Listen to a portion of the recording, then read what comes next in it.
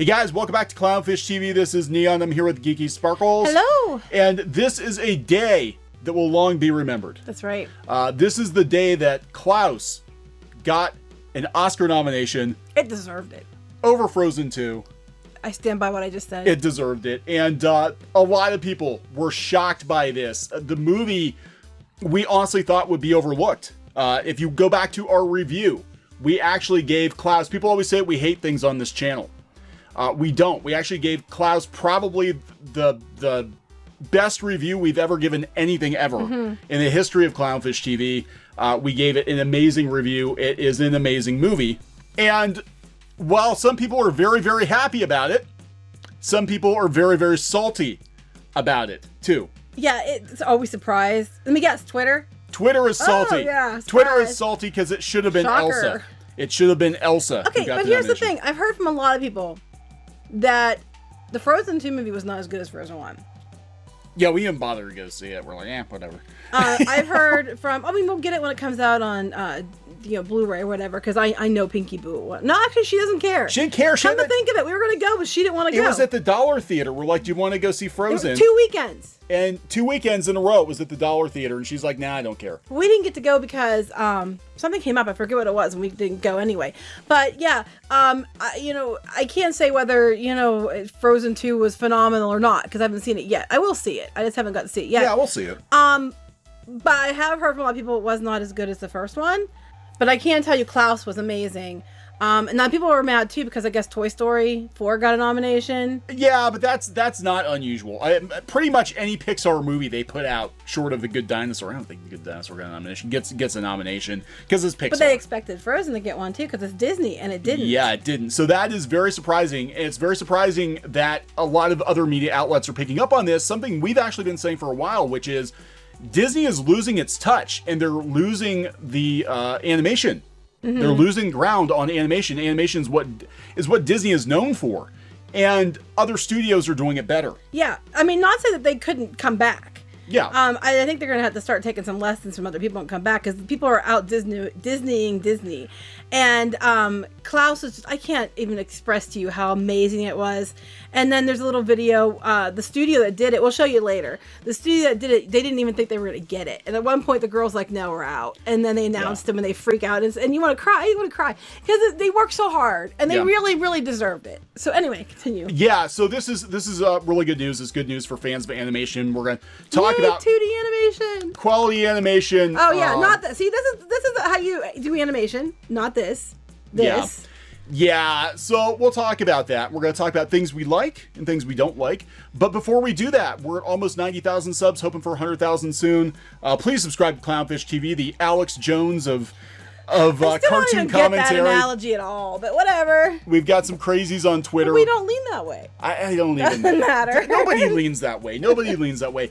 So yeah, I mean, look, we are usually pretty harsh on things that we don't like. 99.9% of the time, it's because it's an ill-conceived reboot, or there's a lot of media drama around something. But we always say you're allowed to like it, you're allowed to not like it.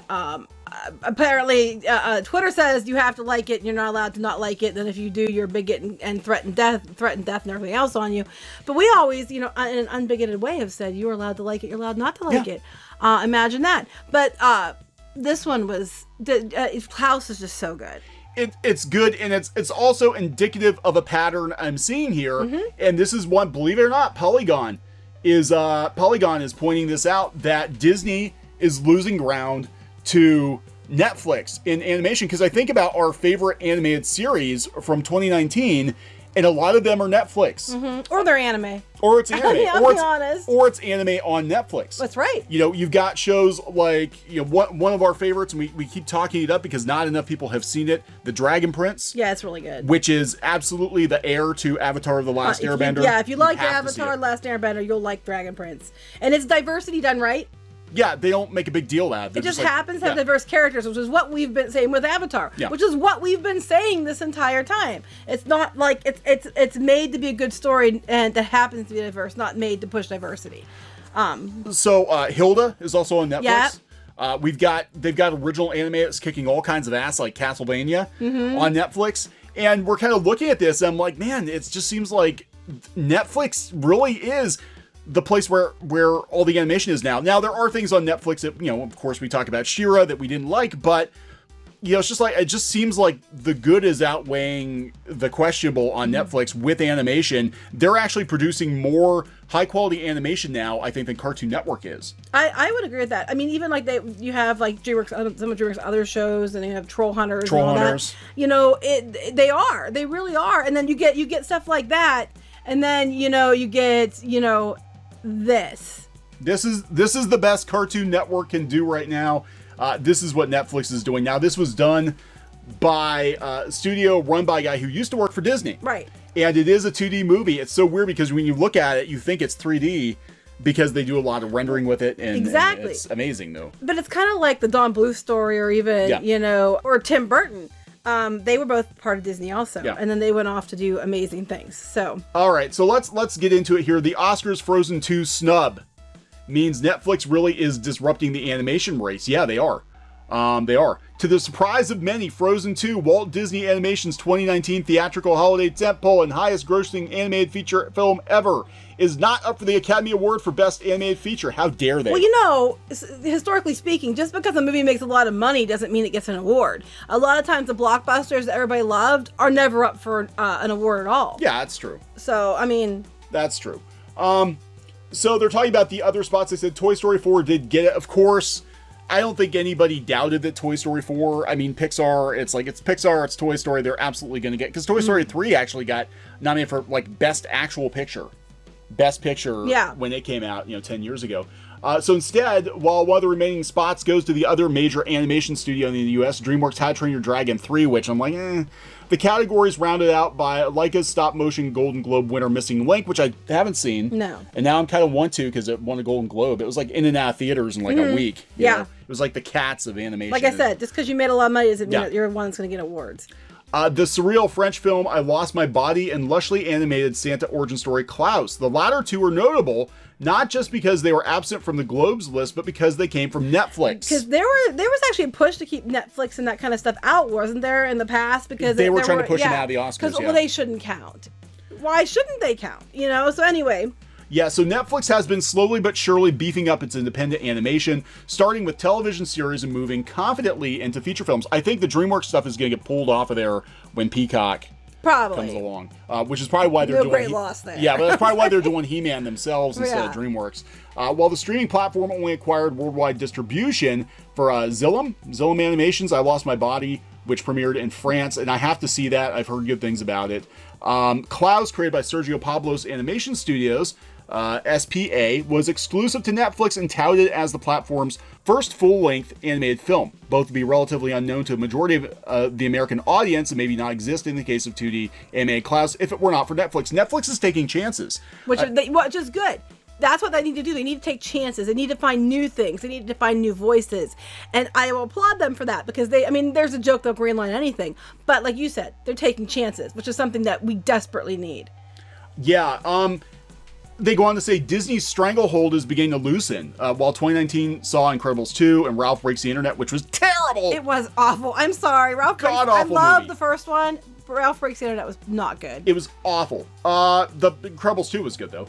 The Academy swung towards Spider-Man Into the Spider-Verse. Another one that was amazing. Awesome. No pun intended. Yeah, 100% recommend that one. Spider-Man Into the Spider-Verse is fantastic.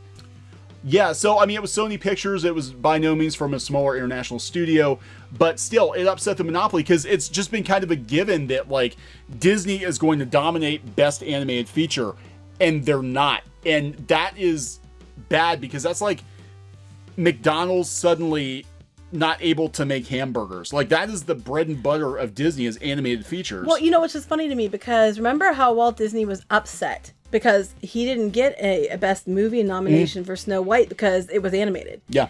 And, so this kind of goes back to that whole, just because it's good doesn't mean it gets nominated. And they made a whole other category later, of course, that included animated films. But this is a really interesting turn of events. And yeah, Netflix is investing heavily in animation. Sometimes it doesn't stick. You look at things like Tuca and Birdie only lasted a season. I never watched Tuca. At least they tried. At least they tried. That show wouldn't have gotten made anywhere else. And people keep complaining about Netflix is a mixed bag, but I think they're trying to see what works. BoJack Horseman. That's another show nobody would have expected, you No. know, short of like Adult Swim, but basically they're their own things. They aren't a poorly done rehash of something that's already been done much better in the past. Anyway. yeah. Sorry, I just had to say that. So, just before we talk about the salt that is flowing from the Elsa fandom, let's look at this beautiful video. I love this video. This is the staff of SPA, the animation studio behind Klauss. They're listening to the announcements, and they're just kind of like, You know, no, we're not going to get it. no, we're not going to get it. Oh my God, they announced us. Oh my God. Oh my God, they didn't expect it. They didn't expect it. Yeah, see the Tarzan poster? Because he worked on Tarzan. Yeah, now I want to go on to say that, you know, when people go on about they want more diversity, well, here, you have diversity. And, you know, this is diversity. It's not just, I mean, I'm sorry, I'm going to say it. Diversity does not just equal a room full of female writers. Yeah, there's a lot of talent in this room. I mean, this Klauss, and we said before, Klauss is definitely, it's not a product, it's a labor of love. You can tell. And it comes across. A lot of the Disney stuff now just feels like product. It feels like Bob Iger's like, we need more Elsa merch. Make another movie. Well, even before this movie came out, they were starting with the Arendelle Aqua line. It was like a month before the movie released, and so they had this whole thing where you had spirit jerseys and shirts and mouse ears and bracelets and, you know, plushies, and they had a big launch at all the Walmarts for all their merchandise. They had a merchandise rollout. It was the same day the Star Wars and stuff that came out, I believe. Yeah. They had a big merchandise push because it was all about the merchandise before the movie. I can't say much, so I have the bracelet, and Pinky Boo has the little wristlet. That's the Aqua wristlet. But to them, it was all about pushing the merchandise. And I'm sure they want to tell a good story too, but they keep using the same kind of story, just with different, like, you know what I mean? They have like these different plot points that they keep reusing. And I haven't seen this yet. I'm sure it's good because they do make good movies. It's just that I think other things might be better. Well, I think it's Disney stopped, and this is just the case with Disney all the way across the board. All right, because we talk about Bob Iger and we talk about how corporate they become. Disney has been playing it safe for years. They've gone beyond just playing it safe in animation or whatever. Now they have a system down, and they have a system down for maximizing revenue, and that's what it's about. And the thing is you can feel it. You can feel it coming from most of their products now, and that's what they are, they're products. You can feel it. You can feel the disingenuine motivation, I guess, behind these movies. The thing is, there's all these people throwing shade at like the old shows like He-Man and She-Ra and things because they are made to sell toys and all that. But you know what? When it comes to the Disney stuff, it's no different because they're already merchandising it a month before it's out. We see it with all the stuff with Star Wars, Marvel, you know, anything Disney owns. I mean, I'm not saying that's bad business, it's smart business because you're merchandising it first, which is really, you know, build up the anticipation. It's clever. But I also think that it kind of makes the movies seem like they're not made because they really want to tell a story and they love the story. It's more because, hurry, we need more money on the books. And that's what it is. Everything with Disney now is, and you can see it, like you can see Disney's creativity is dictated by their quarterly earnings.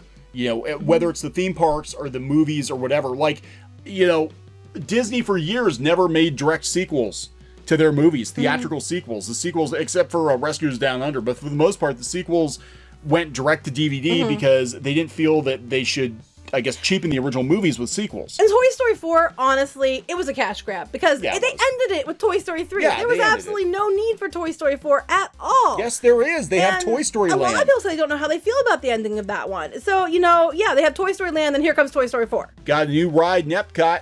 Here comes Frozen 2. Well, that was a long time after the ride in Epcot, to be fair. Yeah, but it's like we had, you know, there was no need for Toy Story 4. Frozen 2 I can understand, but Toy Story 4, it was like, why? Okay, so Frozen 2, there's a lot of salt on Twitter. I'm not going to go out and look for all the salt, but there's quite a bit of salt. You know, boo, no Frozen 2. The Academy is out of their minds. Where the F is Frozen 2? This is horse shit. I don't know, but Klaus deserves to be there. Klaus deserves to be there. How the F is Frozen 2 not nominated? I don't know. I don't know, but it isn't. I don't know. And why are they why they want Frozen 2 to be nominated so badly? Well, okay. So let me point this out. And this was actually sent to us on Twitter by a viewer, Sarah EB, who now they're already starting to complain about the Oscars, you know, Oscars so white, all that. But they specifically talk about Frozen 2. Let's not even go into how Frozen 2, which is arguably better than Frozen, was shut out because sequels are bad, but 18 bajillion movies about the same comic book villain need to get rewarded over and over again? I would love to know what movies those are that get rewarded over and over again, because as far as I can see, they usually aren't nominated for Oscars. Basically, Frozen 2 should have gotten the nomination, but the Joker is problematic. Well, because the Joker's been nominated multiple times. Jack Nicholson, I think, was nominated. Heath Ledger was nominated and won, but we never had a standalone Joker movie. I'm sorry, but the Joker does deserve to be nominated. I've seen the movie. Whether you like or don't like, a lot of people are like, well, we shouldn't glorify this. I honestly think it shines light on mental health, which is something that we need to address. He does it's just an amazing movie. It's just so well done. Joaquin Phoenix is amazing. It deserves to be noticed. I'm sorry, but it does. Yeah, I mean, at the end of it, even if the only thing it wins is Best Actor, I think Joaquin Phoenix needs Best Actor absolutely for it. But yeah, I expect there to be a lot of salt, a lot of complaining. I'm waiting for all the yelling about diversity. Yeah, well, yeah, like they're gonna be like, oh my god, that movie is so white. Even though, now this is really curious. Rashida Jones played the blonde teacher. I'm just gonna put that out there, and a lot of the people who worked on the movie, but a white woman would not have been allowed to play. I'm just saying. You said it. I'm just saying, it wouldn't have been in reverse. But you're right. Yeah, this is a studio that is mostly predominantly like Hispanic, isn't it? Yeah, I think so. I know Sergio Pablos is Spanish. I know when they're celebrating, there's a lot of people speaking in Spanish, and and it's like not that it matters, because frankly, it doesn't matter. It shouldn't matter. I'm just saying someone's going to bring this up. Guaranteed. And it shouldn't even matter. It was just a good movie that really deserved it. Just like Spider-Man deserved it, yeah. This one really deserves it. Yeah, and I want to see us go back to 2D, and that was one of the complaints I had. And I was talking with John Silvestri when we had him on. One of the complaints I have with Disney is they've abandoned their 2D animation roots, and they've chased after 3D, but there's more life in something like Klaus than there is in any of the 3D movies they've done. And with Mary Poppins Returns, they had to actually call Disney animators out of retirement. How insulting is that? We fired you all 10 years ago because we swore we'd never make another 2D movie. And we're going to call you guys back now and beg on bended knee to have you come back and do this. Well, the one thing I thought was cool about Klaus was the fact that it was 2D, but it was colored with, with the computers. So it looks 3D. It's amazing. I mean, the fact that you can do more when you combine both, you can do amazing things. Yeah. So I mean, we said before that Disney and DreamWorks could absolutely take a few lessons. I agree, 100%. From this, and not just the visual style, but just the fact that they put the story first. And yeah, we're storytellers ourselves. That's what we do. We tell stories, we write things, we create things, and it's just everything about this, from the story to the art, is just fantastic. And I really hope it wins, because it truly deserves to win. It does. So we're saying some nice things.